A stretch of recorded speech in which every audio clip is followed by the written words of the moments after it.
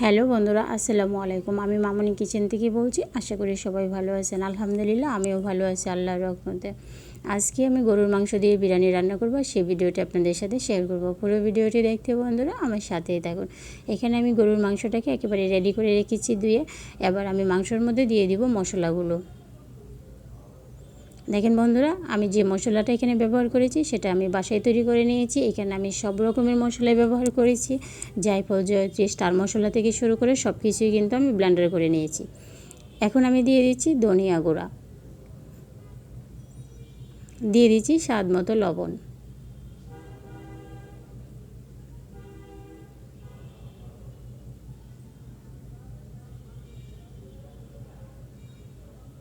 এবার আমি দিয়ে দিচ্ছি বাদাম আর সরিষা একসাথে বেটে রেখেছিলাম সেটাকে।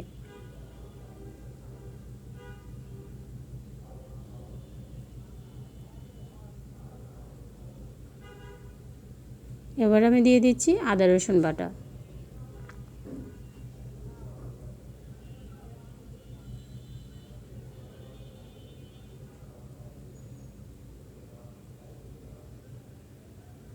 এবার আমি দিয়ে দিলাম আস্ত কয়টা কাঁচামরিচ, দিয়ে দিলাম তেজপাতা, দিয়ে দিলাম দুটো কালো এলাচ, দিয়ে দিলাম সাদা এলাচ, দারচিনি আর লং।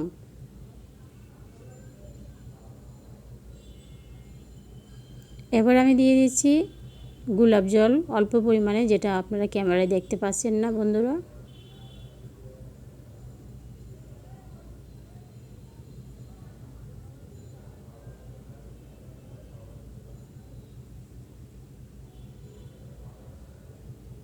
গোলাপ জল দিলে কিন্তু সুন্দর একটা ফ্লেভার আসে।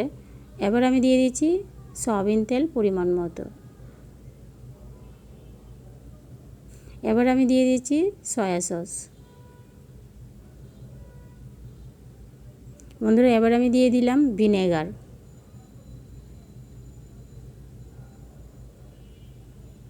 এবার আমি দিয়ে দিলাম অল্প পরিমাণে কেওড়া জল। দেখেন বন্ধুরা, এবার আমি হাতে ভালোভাবে মাংসটাকে মেখে 3 ঘন্টার জন্য রেস্টে রেখে দেব।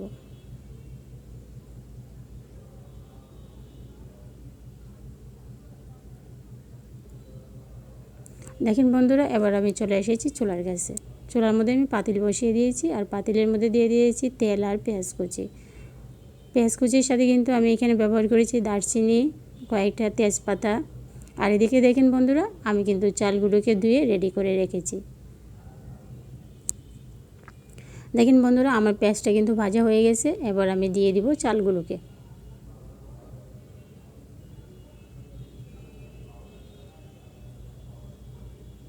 এবার আমি চালগুলোকে ভালোভাবে ভেজে নেব।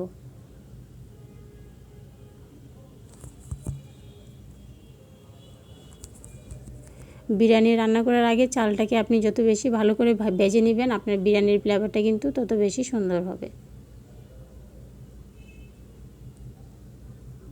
এবার আমি চালের মধ্যে দিয়ে দিলাম পরিমাণ মতো লবণ। লবণ দিয়ে আমি চালটাকে আরও 5 মিনিটের মতো ভেজে নেব মিডিয়াম আঁচে।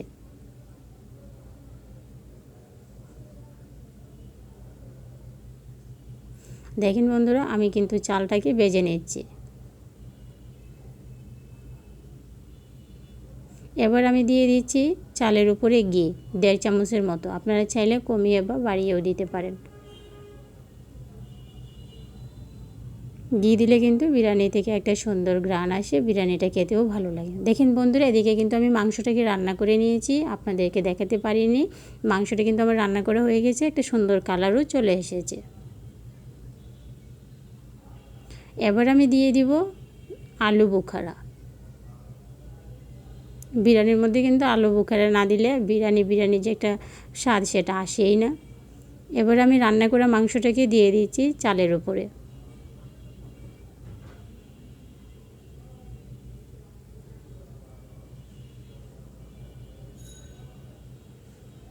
দেখেন বন্ধুরা, আমি একটু একটু করে কিন্তু সবটুকু মাংসকেই দিয়ে দিয়েছি।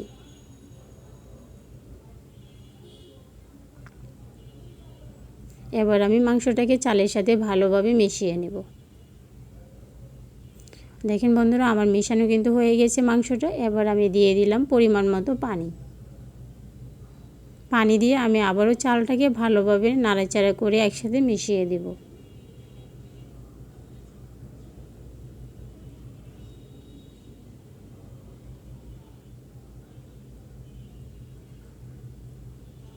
এবার আমি দিয়ে দিচ্ছি কিশমিশ। বিরিয়ানি মানে একটু মিষ্টি মিষ্টি। এবার আমি দিয়ে দিলাম মাওয়া। মাওয়া দিলেও কিন্তু সুন্দর একটা ফ্লেভার আসে।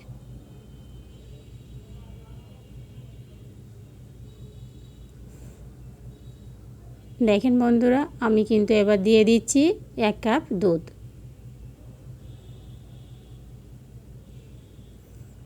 দেখেন বন্ধুরা, এবার আমি দিয়ে দিচ্ছি সিদ্ধ করা কয়েকটা আলু। আলুগুলোকে আমি জর্দার কালার দিয়ে হালকা কালার করে নিয়েছিলাম আর ঢাকনা দিয়ে ঢেকে দিয়েছিলাম। দেখেন বন্ধুরা, আমার বিরিয়ানিটা কিন্তু হয়ে গেছে। আমি সবটুকু ক্যামেরাবন্দি করতে পারিনি। আমার বিরিয়ানিটা কেমন হয়েছে বন্ধুরা অবশ্যই কমেন্টে জানাবেন। কাছে এবং দূরে যে যেখান থেকে আমার ভিডিওটি দেখবেন অবশ্যই পুরো ভিডিওটি দেখবেন। আর আপনারা সবাই ভালো থাকবেন। অনেক গরম, বেশি করে পানি খাবেন, নিজে ভালো থাকবেন, অন্যকে ভালো রাখবেন।